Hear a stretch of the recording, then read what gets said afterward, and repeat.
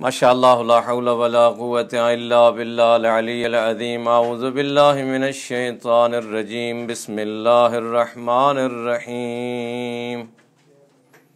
الحمد للہ رب العالمین والصلاة والسلام علی العبد المؤید والرسول المسدد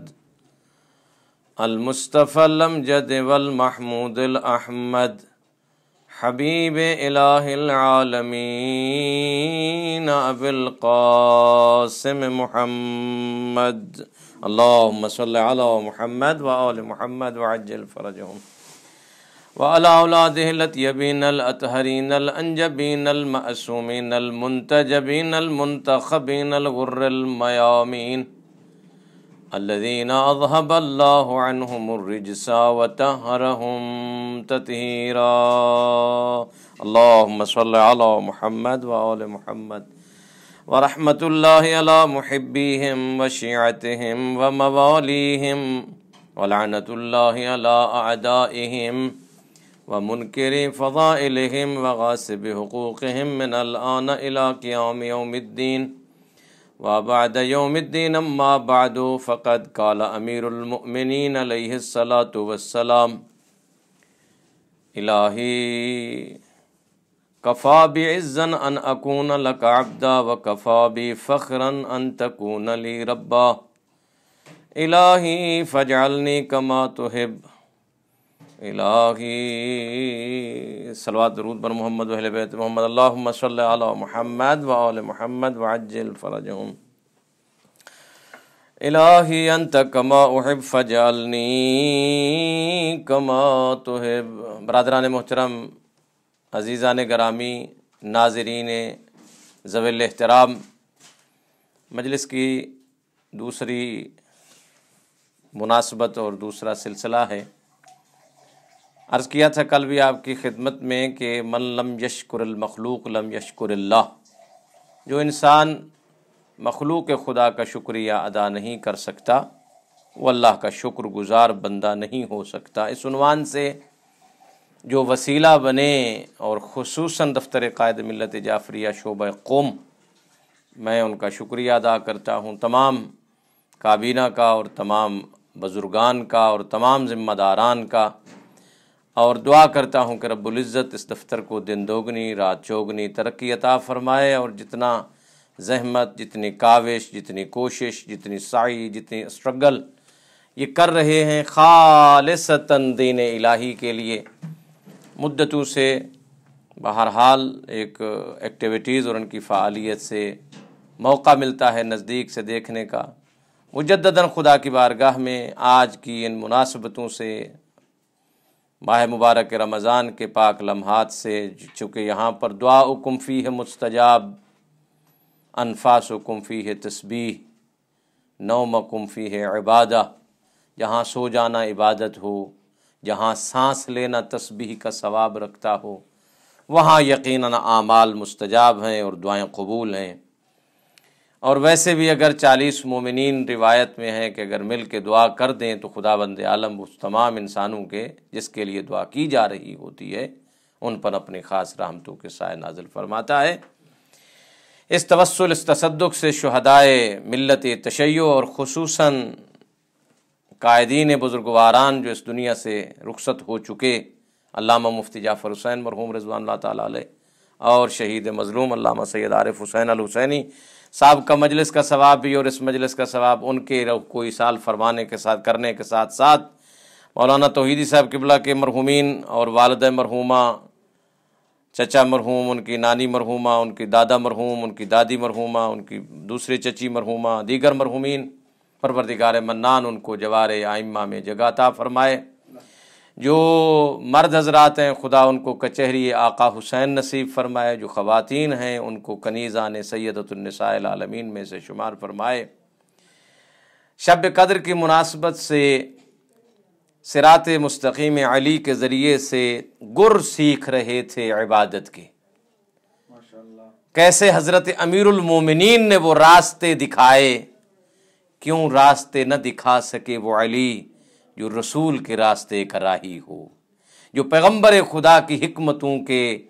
عظیم گلدستے کی عظیم پھول اور عظیم خوشبو ہو۔ وہ الہی نظام جو اللہ نے سرکار رسول پر نازل کیا، وہ اس نظام کے بچانے والے کو علی کہتے ہیں۔ اس پاک امین کے ذریعے سے جو بندہ بھی اپنے راستے کا تعین کرتا ہے اسے ہی مومن کہا جاتا ہے۔ اور روایت کے جملے ہیں کہ لا الہ الا اللہ کہنے سے انسان بنتا ہے موحد، محمد الرسول اللہ کہنے سے انسان بنتا ہے مسلمان۔ لا الہ الا اللہ محمد الرسول اللہ کہنے کے ساتھ ساتھ جب انسان علی ولی اللہ کا کلمہ اپنی زبان پر جاری کر دیتا ہے تو پھر وہ بن جاتا ہے صاحب ایمان۔ جب صاحب ایمان بن جاتا ہے تو پھر اس کے مختلف ویوز ہیں۔ پھر وہ صاحب ایمان علی کا صرف کلمہ علی ولی اللہ نہیں پڑھتا، ان کی مختلف جو خوشبوئیں ہیں، جو اسوہ حسنہ علی ہے، اس کی ہر ابعاد کو مطالعہ کر کے اس پر عمل پیرا ہو جاتا ہے۔ تو میں لے آیا سامعین محترم کو، ناظرین گرامی کو، اسی سابقہ قل والے نقطے پر کہ ہر انسان جو بھی اس دنیا میں آتا ہے اس کی شخصیت کے مختلف پہلو ہیں۔ ایک ہے کہ انسان صاحب شجاعت ہے، لوگ اس کو شجاع کہتے ہیں۔ ایک ہے وہ قانون محور ہے، اس کو انسان کو قانون محوری کا درجہ دیا جاتا ہے کہ انسان قانون سے باہر نہیں جاتا۔ ایک انسان ہے کہ جو صاحب تقوی ہے، جس کو متقی کہتے ہیں۔ ایک انسان ہے جو دنیا سے دوری اختیار کرتا ہے، اس کو زاہد کہا جاتا ہے۔ عابد ہو، زاہد ہو، قانون کا پاسدار ہو، آدم علیہ الصلوۃ والسلام سے لے کر خاتم النبیین کی تمام صفت حسنہ کے امین کو علی کہتے ہیں۔ اور پھر تمام انبیاء کی محنتوں کے ساتھ ساتھ جو اللہ کی اندیت خاصہ سے تحائف آئے، جس کو کبھی صحفائے موسیٰ کہا جاتا تھا، کبھی صحفائے ابراہیم کہا جاتا تھا، کبھی کسی کا نام توریت ہوتا تھا، کبھی کسی کو انجیل کہا جاتا ہے، ان تمام صحفائے انبیاء سمیت اور توریت و زبور و انجیل و قرآن مجید کی تعلیمات کے گلدستے سمیت اور احادیث نورانی ائمہ انبیاء علیہ الصلوۃ والسلام سمیت جس محافظ کو دنیا حفاظت کے لیے چنتی ہے اس کو اللہ نے علی بنایا ہے۔ تو لہٰذا مولا امیر المومنین کی شخصیت کے جو مختلف پہلو ہیں وہ دشمن بھی مانتا ہے، شجاع ہیں تو بے مثال ہیں، تو پھر دنیا قصیدے پڑھتی ہے لا فتح الا علی، لا سیف الا ذوالفقار۔ اگر دنیا میں کوئی جوان ہے تو علی ہے، اگر کوئی تلوار ہے تو اس کو ذوالفقار کہا جاتا ہے۔ اور اگر کوئی شجاعت سے ہٹ کر حضرت کی، چونکہ ہمارا جو ٹائم ہے وہ ہے عبادی پہلو، جناب امیر کائنات کی عبادتوں کا طریقہ کار کیا ہے اور ان کی عبادتوں کے ذریعے ہم کیسے اپنے گناہوں کو دھو سکتے ہیں۔ انہماک ہے عبادت میں، سرمست ہے علی، فنا فی اللہ ہے خدا کی ذات میں یہ عبد الہی۔ رات جہاں پہ جملہ چھوڑ کے گیا تھا اس سے ابتدا کرتا ہوں۔ محراب مسجد کوفہ ضمانت دے رہی ہے صدائے علی کی، گلدستہ آذان نے کوفہ۔ آج بھی اللہ تبارک و تعالی جن لوگوں کو لے گیا ہے مسجد کوفہ کی، جنہوں نے زیارت کی، وہ گواہ ہیں اور شاہد ہیں اس بات پر۔ کمال یہ ہے کہ یہ جملات کائنات نے اپنے پیشانی پہ سنہری حرفوں سے لکھے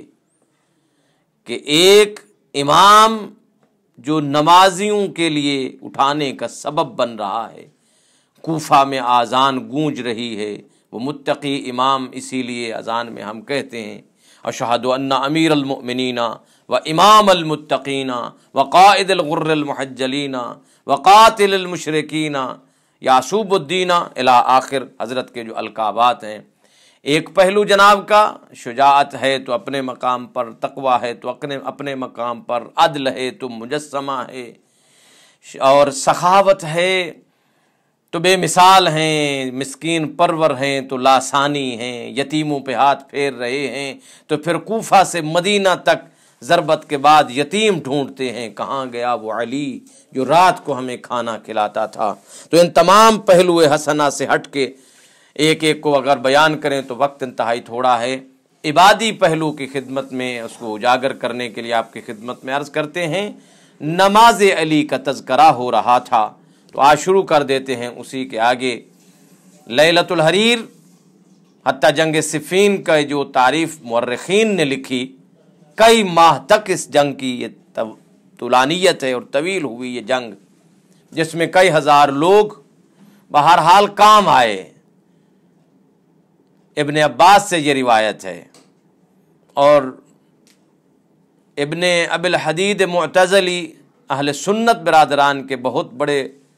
مورخ ہیں، مفسر ہیں، شارح نہج البلاغہ ہیں۔ انہوں نے ایک عجیب سا واقعہ درج کیا جو عام طور پر علامہ نجفی صاحب حافظہ اللہ بھی اپنی تقاریر میں اس کو کوٹ کرتے ہیں۔ وہ فرماتے ہیں کہ چاشت کا وقت، زوال کا وقت قریب ہوا، بین الصفتین، حضرت امیر المومنین کو ایک شخص دیکھتا ہے، ظاہراً ابن عباس سے روایت مروی ہے کہ حضرت آسمان کی طرف رخ کرتے ہیں تو جناب آ کر عرض کرتے ہیں کہ اے مولا، کون نہیں جانتا کہ تو عبادت کا بادشاہ ہے، عبادت تجھ پہ ناز کرتی ہے، کیا وجہ ہے کہ آپ اس وقت آسمان کی طرف دیکھ رہے ہیں؟ دیکھیں سامنے دشمن کی صف ہے، اور صفین بھی ظاہر معاویہ کے ساتھ لڑی گئی جنگ ہے۔ اچھا، کافروں کے ساتھ، مشرکین کے ساتھ اگر جنگیں لڑی جائیں تو اس میں اتنی دقت اور مشکل پیش نہیں آتی، مسلمانوں کے ساتھ جنگ کرنا بہت مشکل ہوتا ہے، چونکہ اس میں الزام تراشیاں زیادہ ہوتی ہیں۔ ابھی چونکہ جنگ کے پہلو کو حضرت کی اجاگر نہیں کرنا، تو بار بار آسمان کی طرف آ کر دیکھتے ہیں۔ تو ابن عباس عرض کرتا ہے کہ مولا آسمان کی طرف کیوں دیکھتے ہو؟ سرکار فرماتے ہیں، دیکھ رہا ہوں کہ نماز کا اول وقت تو داخل نہیں ہو گیا، یعنی جنگ کے میدان میں بھی وہ عبد اپنے معبود کی یاد میں بے چین اور پریشان اور نگران ہے کہ کہیں ایسا تو نہیں ہے کہ امیر المومنین علیہ الصلوۃ والسلام بھی ہوں اور اول وقت نماز بھی ہو، تھوڑے لیٹ ہو جائے، ہو نہیں سکتا۔ امیر المومنین کو عرض کرتے ہیں جناب ابن عباس کہ مولا و آقا، اب جنگ کا میدان ہے تو یہاں پر بہتر یہی ہے کہ تھوڑا سا نماز کو مؤخر کیا جائے۔ تو ابن ابی الحدید نے عجیب سا ایک جملہ لکھا، فرمایا اے ابن عباس، میرا ہدف اور میرا مقصد اس میدان میں آنے کا یہی ہے کہ یہ نماز بچ جائے۔ تو آپ نے دیکھا ناظرین محترم، سامعین گرامی، اہمیت نماز اپنی جگہ پر، عبادت علی کا مقام اپنی جگہ پر، دونوں مقام پر، حتیٰ کہ ایک ہی وقت میں کئی چیزیں علی کی ذات مقدس عوام الناس کو سمجھا رہے ہیں۔ جہاں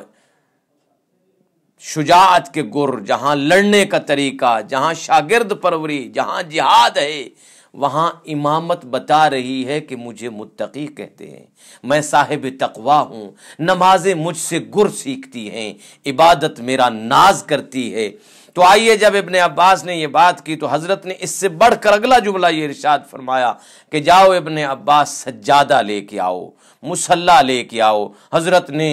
مصلی بچھا دیا۔ جب اول وقت نماز جنگ صفین کے میدان میں ہوتا ہے تو حضرت جب مصلی عبادت پہ آتے ہیں تو یہاں ابن ابی الحدید نے عجیب جملے لکھے، بین ہلالین۔ حضرت نے اللہ اکبر جب تکبیرۃ الاحرام کہی تو سامنے دشمن ہے جو حضرت کے سر مبارک کو جدا کرنے کے لیے تن سے آمادہ و تیار ہے۔ حضرت نے جو ہی تکبیرۃ الاحرام عبادت الہیہ میں حضرت مصروف ہوئے، تیر تلواریں اور نیزوں کو اجازت ملی دشمن کی طرف سے۔ اب تیر ہیں، تلواریں ہیں، پتھر ہیں، نیزے ہیں، جس کے پاس کچھ نہیں ہے وہ بھی بھاگ رہے ہیں کہ علی پہ ہجوم کیا جائے، علی مولا کو جو ہے اس دنیا سے رخت سفر علی باندھے تو ٹھیک ہے، لیکن عاشق الہی اپنی نماز میں جب مصروف ہے، جب تیر چھوٹتے ہیں تو ابن ابی الحدید کہتا ہے کہ اے علی مولا، میرے یہاں تو ہاتھ کانپتے ہیں کہ میں تیری عبادت کا تذکرہ کروں یا تیری شجاعت کا تذکرہ کروں؟ کیوں کہ جو ہی وہ آتے ہیں تیر،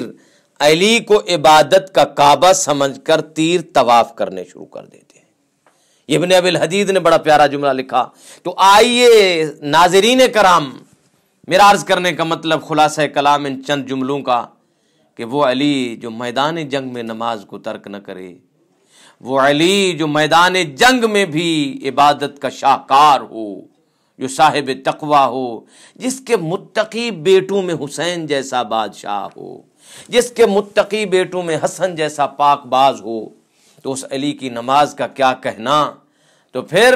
یہاں مجھے کہنے دیجئے کہ یہاں پر صرف شجاعت مراد نہ تھی، یہاں پر نماز سکھانا بھی مراد تھی۔ علی مولا کی نمازوں کا اگر تذکرہ دیکھتے ہیں تو آئیے ایک اور چیز، اسی جنگ صفین کا مرحلہ ہے۔ مورخین نے یہ لکھا کہ حضرت کو تیر لگ گیا پائے مقدس میں، بلایا گیا جراح کو کہ آئے وہ آپریشن کرے اور جراحت کرے تاکہ تیر نکالا جائے، لیکن چونکہ تیر گہرا اتنا چلا گیا تھا کہ اس میں سے زیادہ گوشت کا حصہ جب تک نہیں لیا جا سکتا تیر نہیں نکالا جا سکتا۔ لیکن حضرت نے جب اس کو آئے وہ جراح اور تیر نکالنے کی کوشش کی تو امام حسن علیہ الصلوۃ والسلام کی ذات مبارک فرماتے ہیں رک جاؤ تھوڑی دیر کے لیے، ابھی رات ہونے والی ہے۔ میرا بابا جب رات کے گھپ اندھیروں میں اپنے پروردگار سے راز و نیاز کرتے ہیں تو پھر علی علی نہیں رہتا، غلامی علی، عبادت علی اپنے معبود کے لیے اتنی ہو جاتی ہے کہ پھر وہ غرق اور فنا فی اللہ ہو جاتا ہے۔ آخر کار وہ رات کا وقت آیا، حضرت کے پائے مقدس سے تیر نکالا گیا۔ بعض نے اس کی نسبت جناب رسول خدا سے بھی دی ہے کہ سرکار رسول خدا علیہ الصلوۃ والسلام نے بھی یہ فرمایا کہ میرے بھائی جب عبادت میں مصروف ہوں گے تب۔